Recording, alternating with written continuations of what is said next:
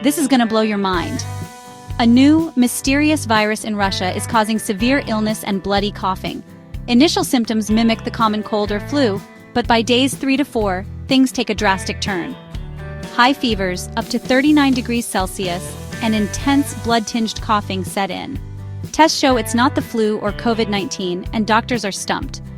The illness varies in severity. Some recover quickly, while others suffer prolonged symptoms and antibiotic resistance. No official response yet from the Russian Ministry of Health, and public health measures remain unchanged. If you or someone you know experiences these severe symptoms, seek immediate medical attention. Stay safe and stay informed.